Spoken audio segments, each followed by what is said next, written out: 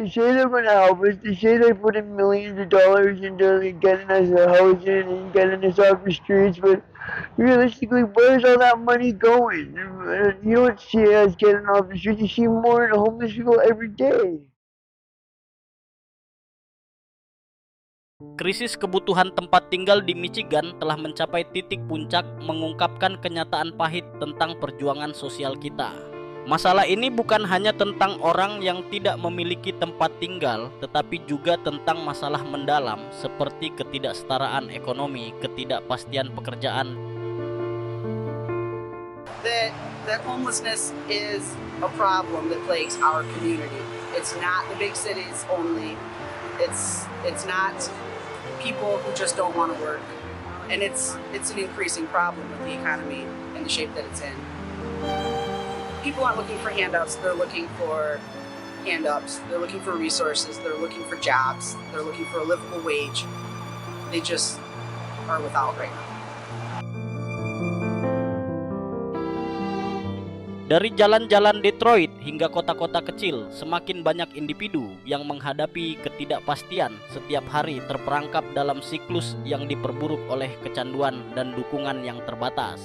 Meskipun ada upaya dari komunitas dan organisasi nirlaba, krisis ini tetap bertahan dan semakin parah. Apa yang menyebabkan terjadinya krisis tempat tinggal di Michigan saat ini dan bagaimana fentanyl berperan dalam gambaran yang rumit ini? Pertanyaan-pertanyaan ini memerlukan perhatian dan tindakan kita yang mendesak.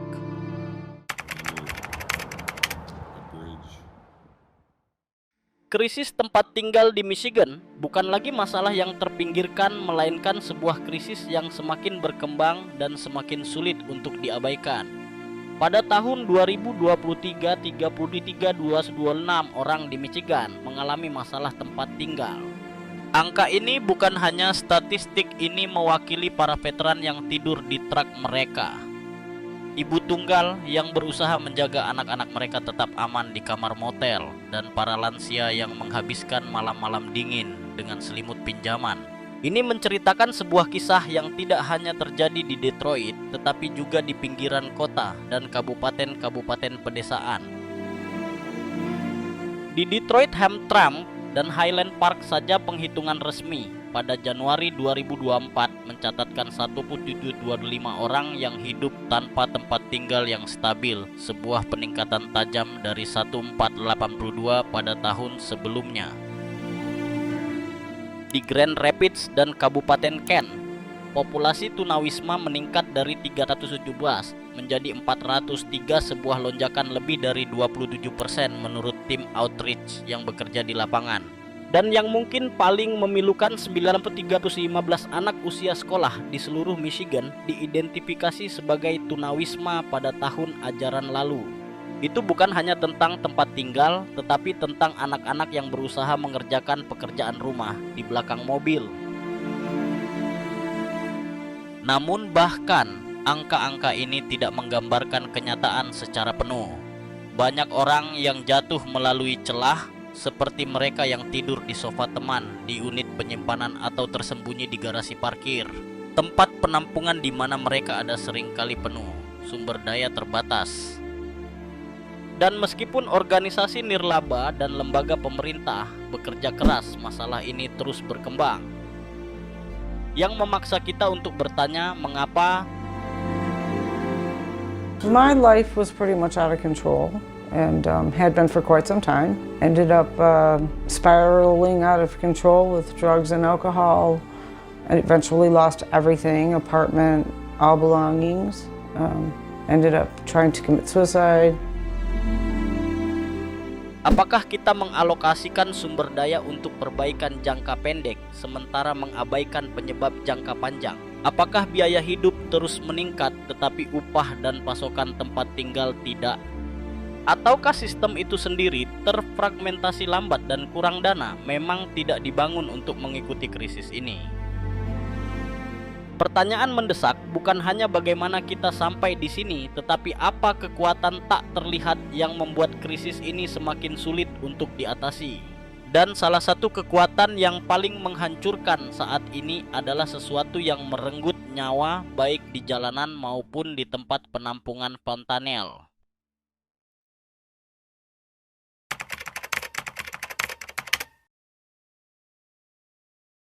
Jika ada satu faktor yang membuat kebutuhan tempat tinggal tidak hanya semakin umum tetapi juga semakin mematikan, itu adalah fentanyl. Opioid sintetis ini telah mengubah lanskap secara total. Bagi orang yang sudah hidup di tepi jurang, berjuang dengan gangguan mental trauma atau hanya berusaha bertahan hidup di luar ruangan fentanyl bukan hanya obat lain. Itu adalah perangkap mematikan. Ambil contoh Jason, seorang pria yang saya temui di jalanan Detroit. Dia dulu bekerja di konstruksi, tetapi setelah serangkaian kehilangan pribadi dia mendapati dirinya tinggal di tempat penampungan dan kemudian di jalanan. Suatu malam, setelah hari yang dingin dan sepi, dia diberi sebuah kantong kecil yang menjanjikan untuk menghilangkan rasa sakit. Keesokan paginya dia ditemukan tak sadarkan diri hampir mati di sebuah gang. Fentanyl telah tercampur dalam apa yang dia kira adalah heroin dan dosisnya terlalu kuat. Cerita ini bukan hal yang langka, ini adalah salah satu dari ribuan cerita di Michigan, cerminan dari pola suram yang terlihat di komunitas tunawisma di seluruh negara.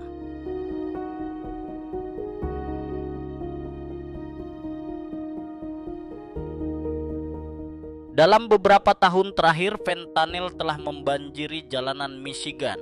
Itu murah, sangat kuat, dan sering dicampur dengan zat lain tanpa sepengetahuan pengguna. Hanya 2 mg jumlah yang lebih kecil dari sebutir nasi bisa mematikan. Pada tahun 2022, Michigan mencatatkan lebih dari 2.900 kematian akibat overdosis opioid dengan fentanyl terlibat dalam sebagian besar kasus.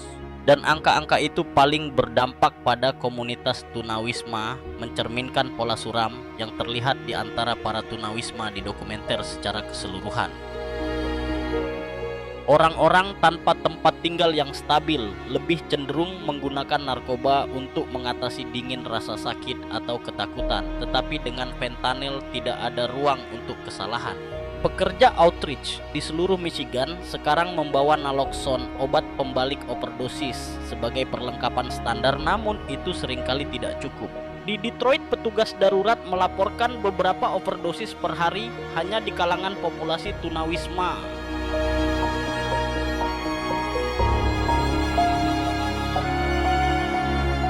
Ini bukan hanya masalah kesehatan masyarakat, ini adalah masalah hidup dan mati di jalanan. Dan ini menimbulkan pertanyaan yang sulit. Bagaimana kita bisa membicarakan tempat tinggal tanpa membicarakan kecanduan? Bagaimana kita bisa mengharapkan seseorang tetap bersih ketika mereka bahkan tidak memiliki tempat tidur yang aman? Fentanyl telah mengubah tunawisma dari sebuah krisis tempat tinggal menjadi krisis bertahan hidup. Jadi apa yang kita lakukan bukan hanya untuk memberikan tempat tinggal, tetapi untuk menjaga mereka tetap hidup.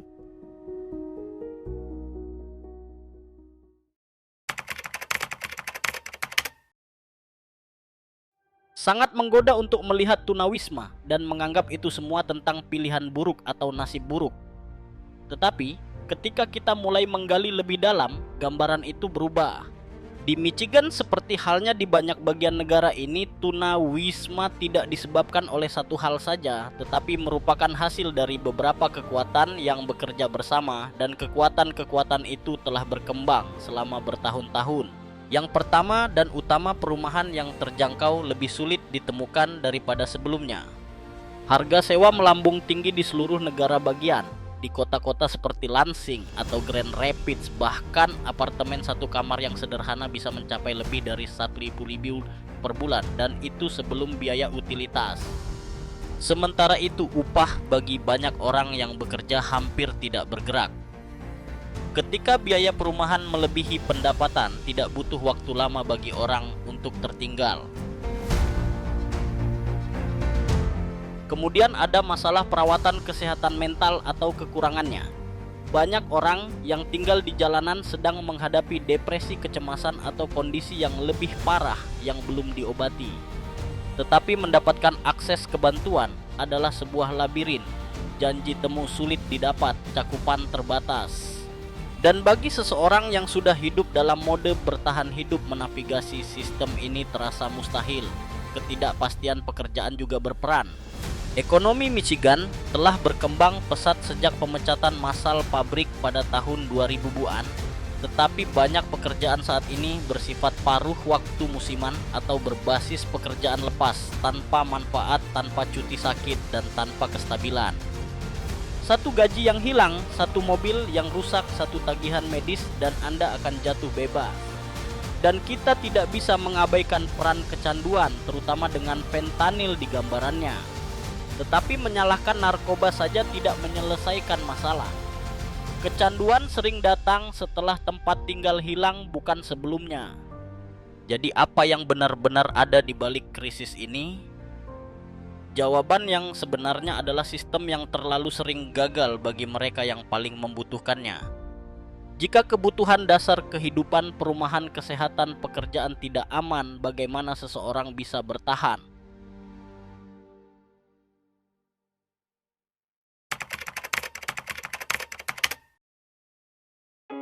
Ketika kita berbicara tentang tunawisma di Michigan, kita tidak bisa mengabaikan kenyataan bahwa tidak semua orang mengalaminya dengan cara yang sama.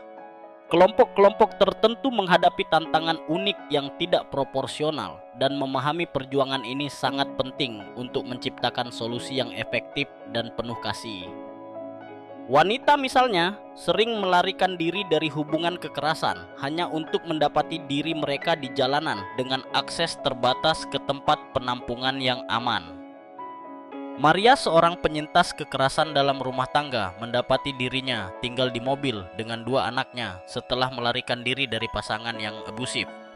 Kurangnya tempat penampungan yang dapat menampung keluarga atau menawarkan keamanan yang memadai membuat situasi mereka semakin parah. Pemuda LGBTQ+ adalah kelompok lain yang berisiko tinggi, sering ditolak oleh keluarga mereka dan terpaksa hidup tanpa tempat tinggal. Lukas, seorang pemuda 17 tahun yang saya temui di Detroit, telah tinggal di tempat penampungan sejak dia mengungkapkan orientasi seksualnya kepada orang tuanya. Ditolak dan ditinggalkan, dia segera terjebak dalam siklus eksploitasi dan penyalahgunaan zat, hanya berusaha bertahan hidup setiap hari. Tanpa tempat tinggal yang stabil atau sistem dukungan, risiko bagi mereka sangat besar.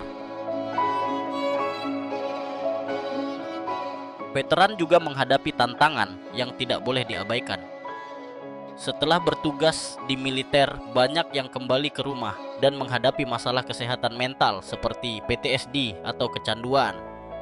John, seorang veteran yang saya ajak bicara, mengatakan bahwa setelah kembali dari Irak, dia tidak dapat menyesuaikan diri dengan kehidupan sipil dan kesulitan menavigasi proses yang rumit untuk mengakses manfaat PA. Akhirnya dia mendapati dirinya di jalanan Detroit. Lansia dan penyandang disabilitas seringkali terabaikan dalam pembicaraan ini.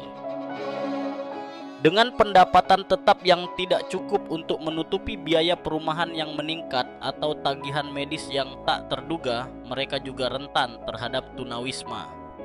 Ketika kita melihat berbagai populasi ini, kita harus bertanya, mengapa kelompok-kelompok yang menghadapi kesulitan terberat ini masih sangat terabaikan dalam diskusi kebijakan?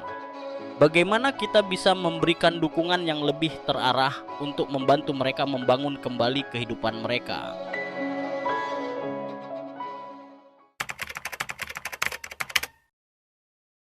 Michigan menyediakan berbagai program sosial yang bertujuan mencegah tunawisma dan membantu mereka yang sudah tanpa tempat tinggal yang stabil, namun terdapat kekurangan signifikan dalam jangkauan dan kapasitas. Program seperti bantuan sewa Section 8 dan dukungan dari Michigan State Housing Development Authority (MSHDA) adalah tali penyelamat yang sangat penting. Namun daftar tunggu yang panjang dan kekurangan dana kronis berarti banyak keluarga yang berada dalam krisis tidak mendapatkan bantuan yang mereka butuhkan dengan sangat mendesak.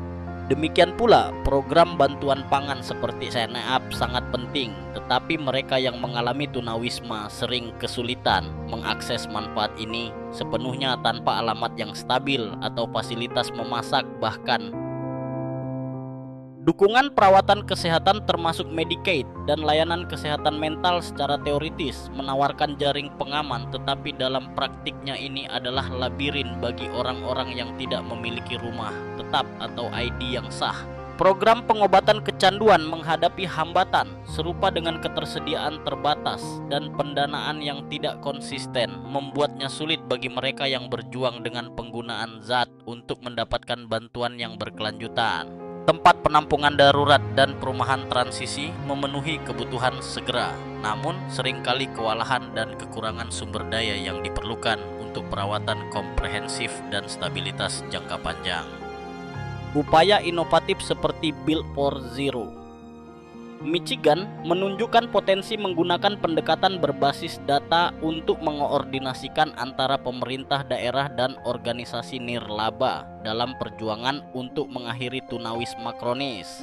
Kota-kota seperti Ann Arbor dan Grand Rapids telah mengadopsi inisiatif Housing First, menempatkan perumahan permanen sebagai dasar untuk pemulihan dan membangun kembali kehidupan. Distribusi naloxone yang lebih luas juga merupakan perkembangan krusial menyelamatkan banyak nyawa dari overdosis fentanyl. Namun saat program-program ini berkembang, gambaran lebih besar tentang dokumenter mengingatkan kita bahwa masalah sistemik memerlukan solusi sistemik. Apakah upaya ini cukup? Bagaimana jaring pengaman sosial Michigan bisa menjadi lebih kuat untuk memenuhi kebutuhan yang semakin meningkat dan berubah dari populasi tunawisma? Apalagi yang harus dilakukan untuk memastikan tidak ada yang terlewatkan?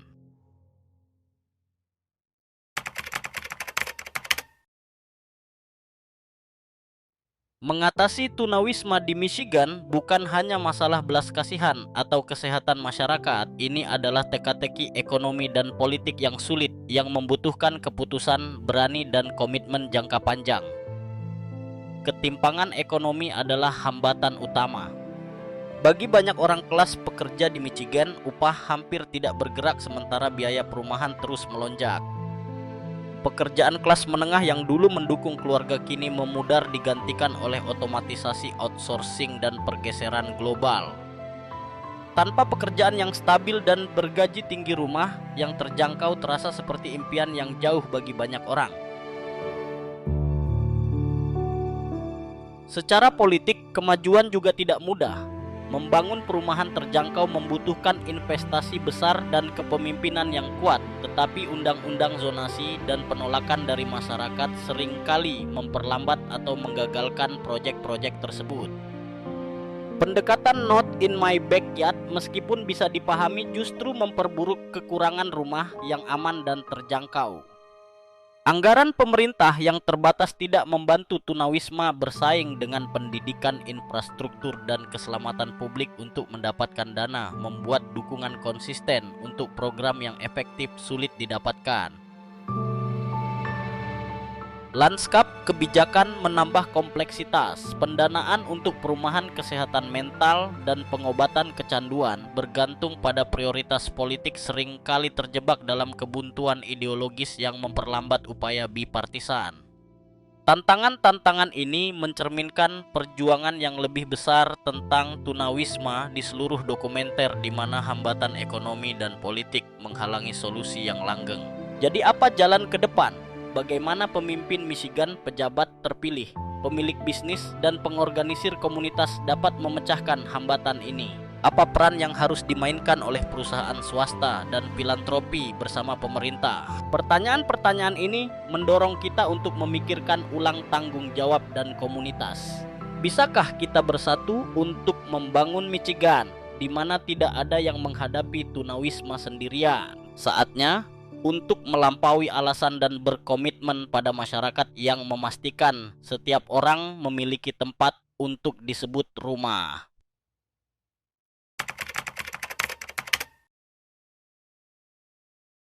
Mengatasi tunawisma di Michigan bukanlah sesuatu yang bisa diselesaikan dengan perbaikan cepat atau upaya yang terisolasi. Ini membutuhkan pendekatan luas yang terkoordinasi, yang benar-benar memahami kompleksitas masalah tersebut. Di inti dari upaya ini adalah memperluas pasokan perumahan terjangkau, terutama perumahan permanen yang mendukung, yang menggabungkan ruang hidup yang aman dengan layanan esensial. Tidak cukup hanya membangun lebih banyak unit, rumah-rumah tersebut harus dapat diakses aman dan terhubung dengan perawatan kesehatan mental, pemulihan kecanduan, dan dukungan pekerjaan untuk membantu orang-orang membangun kembali kehidupan mereka. Mempermudah akses orang untuk program bantuan adalah langkah kunci lainnya.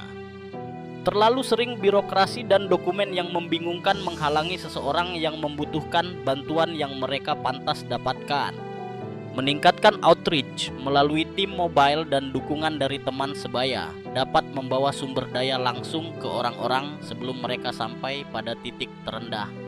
Sementara itu, penegakan hukum anti-diskriminasi yang lebih kuat dan mengatasi hambatan sistemik dapat memastikan bahwa kelompok terpinggirkan seperti veteran minoritas dan penyandang disabilitas mendapatkan akses yang adil ke peluang dan layanan.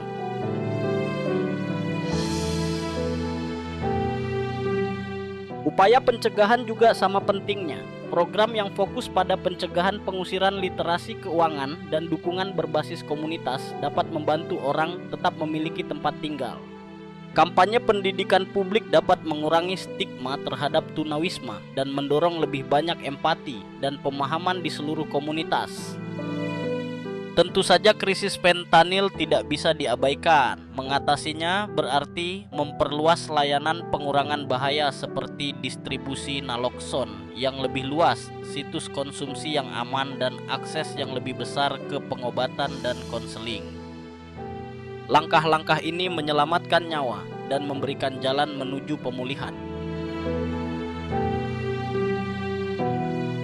Jalan ke depan tidak akan mudah. Ini membutuhkan kolaborasi antara lembaga pemerintah, organisasi nirlaba, mitra sektor swasta, dan komunitas itu sendiri.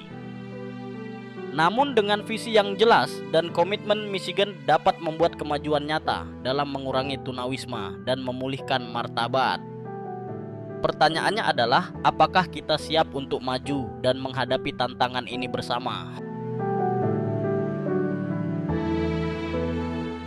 Kesimpulan, tunawisma di Michigan adalah krisis yang kompleks yang dibentuk oleh faktor ekonomi sosial dan kesehatan yang saling terkait, termasuk dampak menghancurkan dari kecanduan fentanyl. Menanggulanginya membutuhkan lebih dari perbaikan cepat.